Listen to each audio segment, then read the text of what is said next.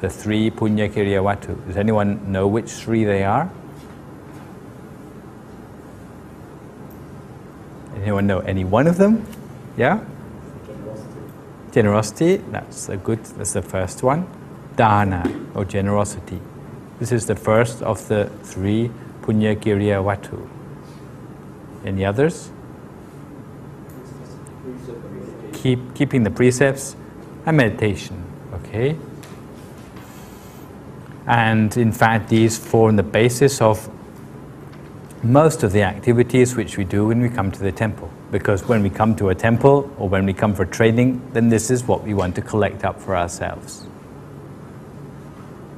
But if you want to be more detailed, and what I'll do now is explain it in a little bit more detail, from these 3 categories, in fact, you can enlarge the detail to give you a total of 10 different ways in which you can cultivate merit. So we get 10 puññakiriyavatthu in the place of 3 puññakiriyavatthu. But what we find is that they are, in fact, just expansions of what we have for generosity, keeping the precepts, and practice of meditation. So we'll take a look at these now. And if you want to follow it in your notes, you find it in the form of a table. Basically, generosity is any form of action where you let go of something which belongs to you so that it may go to someone else, and that thing may be of benefit to that person. So it should be something which they need or something which is useful to them. Normally, when we think of generosity, we think of giving something material to other people. For example, giving a gift to them. If a person is missing out on clothes, if you give them a gift of clothes, usually because you have an excess of clothes for yourself, if you give them clothes, then that is seen as an act of dana or generosity, because you're giving something which is obviously of use to them. Normally, when we're talking about dana, we give things which are surplus to our needs. So, for example, if you have a plate of food and you know that you can't finish all the food for yourself, so you give half of it to your friend who you know is hungry, then this will be seen as an act of generosity. However, we must bear in mind that it must be of benefit to that person. If you give the gift of a gun to 2 people as they are fighting, then although this is also letting go of something, but it's not seen as generosity in the strict sense we're talking about it in Buddhism, because as a result of that, one of them is going to die, okay? So that's not creating benefit, it's creating more serious violence than was there in the first place. Bringing someone a bottle of wine when you visit them at their home is not seen as generosity, because when the person drinks the wine, then it reduces their ability to understand the world according to reality. So things like this are not considered worthy gifts in Buddhism. Even if they don't drink it themselves, they give it to someone else, then that's transferred. The difficulty to understand reality is passed on to someone else instead. So it's not just letting go of something, it has to be truly useful as well. But in fact, it's not just physical things which we can give. A teacher who goes out of their way to teach useful knowledge to a child or a student is also said to be a form of giving. It's not just the case for a teacher who is paid to teach a certain subject and they're doing it just for the wages, but the sort of teacher who stays on after school helping out the children until they do understand, no matter whether they get paid more for their overtime or not. This is a form of generosity.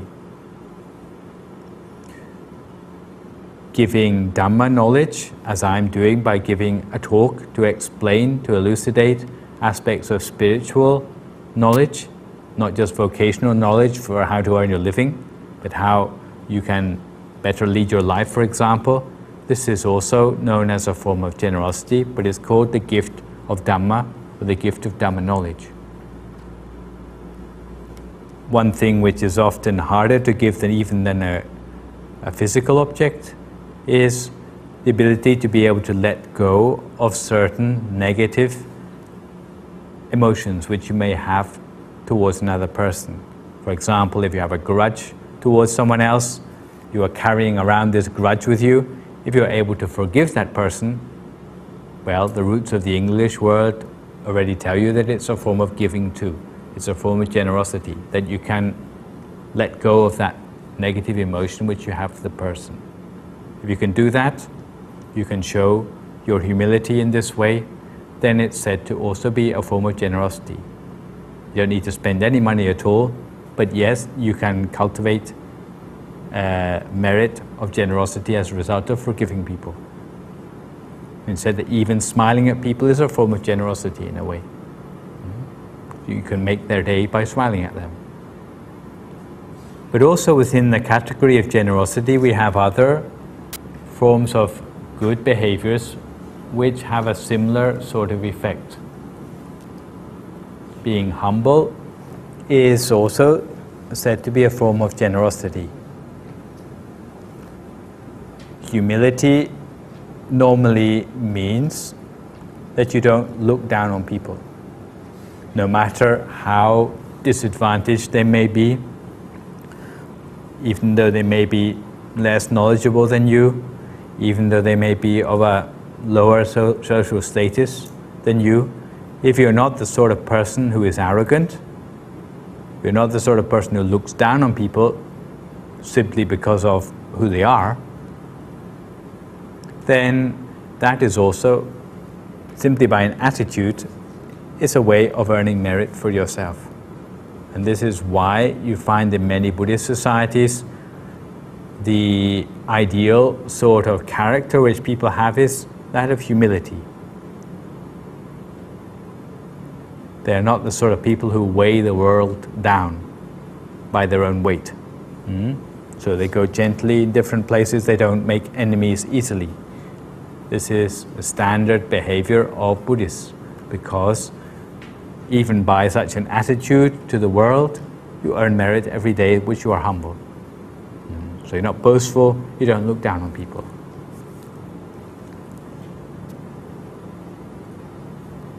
The next sort is not giving things to others, but it may be giving them a helping hand, what we call service. The sort of thing you're doing when you bring some water for the monk to drink, you set up the microphone so the monk doesn't need to speak so loudly, or even things like cleaning out the toilets, sweeping around the temple. These are all, by your helpful actions, it is a form of giving. You're giving your strength, you're giving your time. All voluntary work for things which is of ultimate benefit for society is forms of service. Less easy perhaps to understand is what we call the transfer of merit.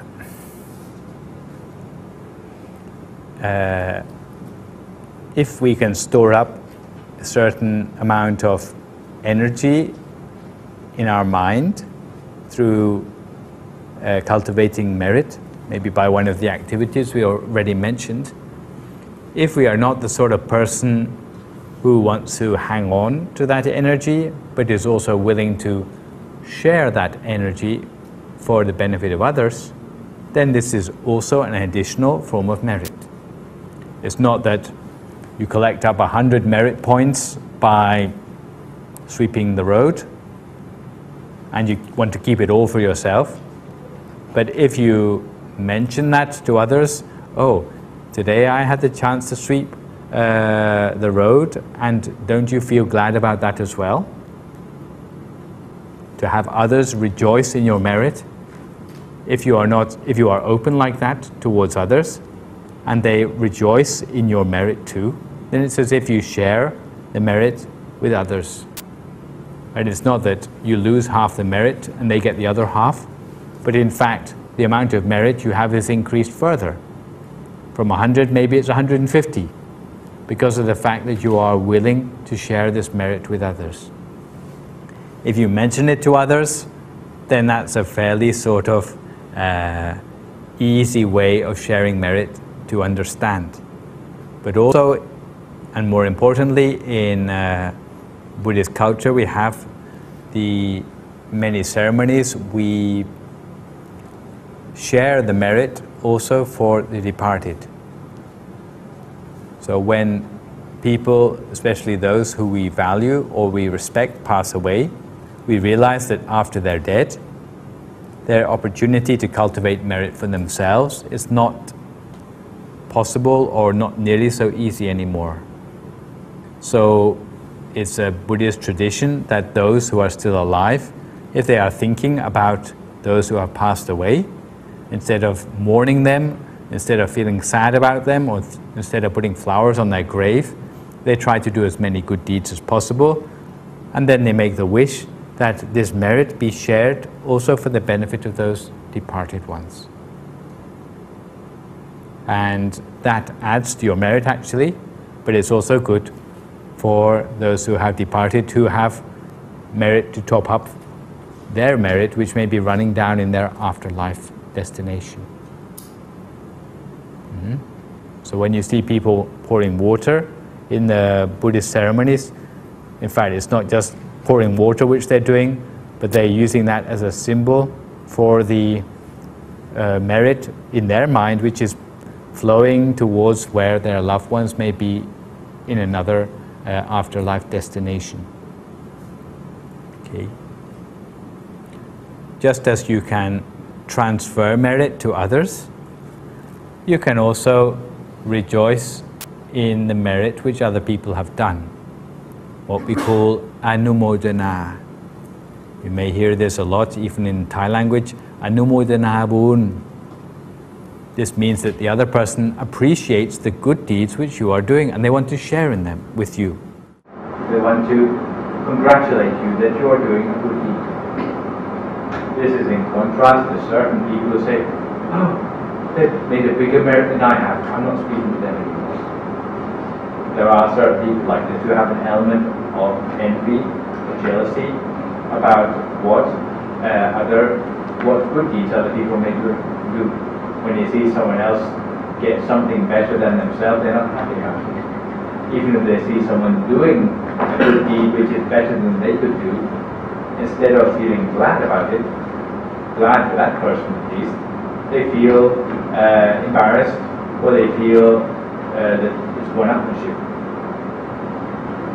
But if you see someone doing a meritorious deed, maybe even a meritorious deed which is better than you could do yourself, if you rejoice in their merit by saying anumodana or sadhu, then this shows that you have a much broader mind, and also you have a part of their merit as well. But our abbot says to beware of the sort of people who never do any sorts of merit for themselves, but they always hang around waiting for other people who may do some sort of merit. And they say, oh, sadhu, sadhu, sadhu, all day long they're saying sadhu to all the people. They never did any sort of merit themselves. In fact, you should also do merits yourself. Otherwise, all you get is the remnants of their merit. You don't get the real strong merit from having done a good deed.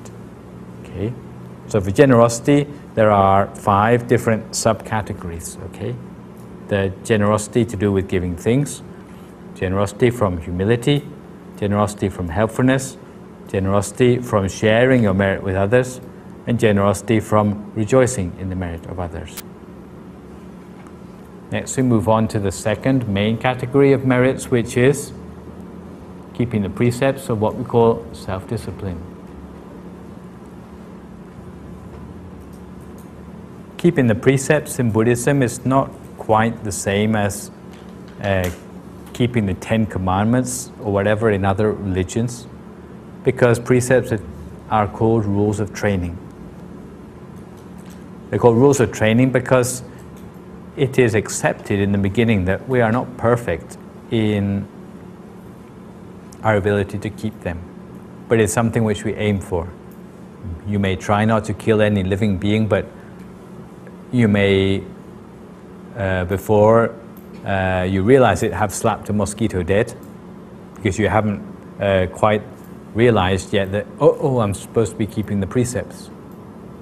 But later on, that self-control comes more naturally as you try to keep the precepts better, until eventually what you approximated to keeping the precepts before actually becomes a reality. Usually precepts are to do with the things that we say and the things that we do. But once it becomes internalized, once it becomes second nature to keep the precepts, in fact, the effects of the precepts run deeper than that. They start to change how you see the world, they start to change how you think about the world, and eventually that changes the quality of your mind. This is when merit starts to occur for you, because it actually is purifying the quality of the mind directly. In general, the more precepts you keep, the more merit there is. But normally we keep at least 5 precepts. It doesn't come any less than that, okay?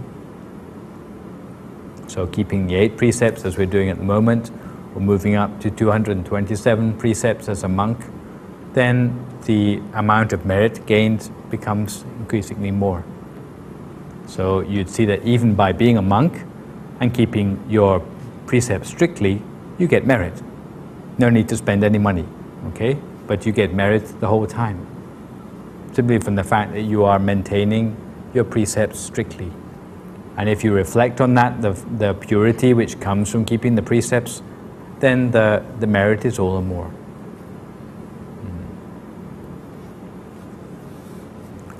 There's only one in this self-discipline category.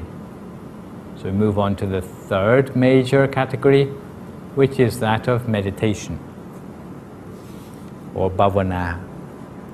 In fact, it's not meditation alone which is contained in this category. Also things like doing chanting, or reading from Dhamma scriptures or Dhamma books.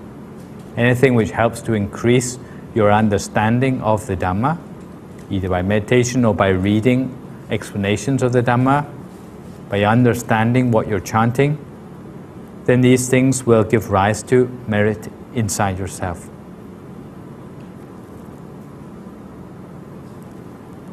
If you listen to a Dhamma teaching, as you're doing at the moment, then hopefully this will help you to understand the Dhamma better, and that will lead to more brightness in your mind and hence merit.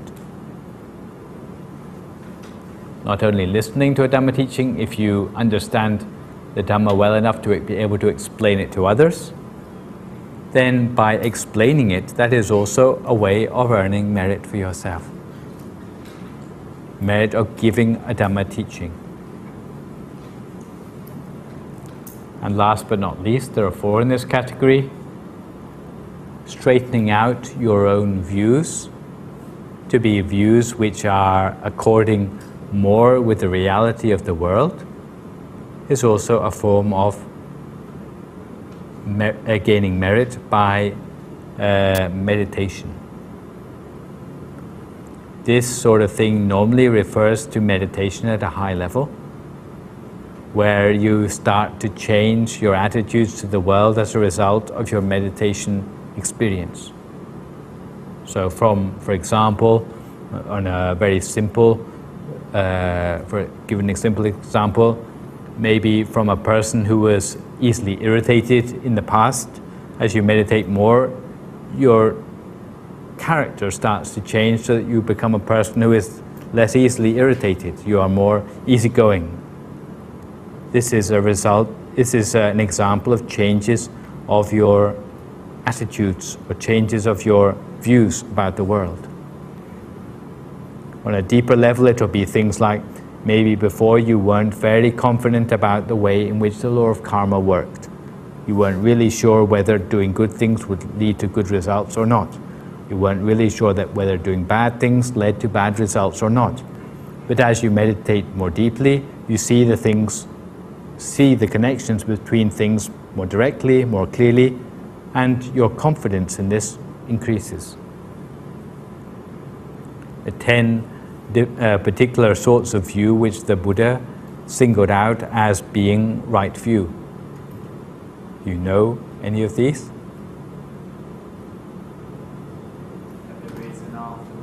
That there is an afterlife, that death is not the end of the story, that generosity is good, that social welfare is useful, that you have a debt of gratitude to your mother, that you have a debt of gratitude to your father, that actions give results, so like karma works, that there is a possibility that by meditating you can become enlightened. These are the sort of things which are included in the 10 categories of right view. In the beginning we may not believe these things very sincerely, okay, but we go along with it.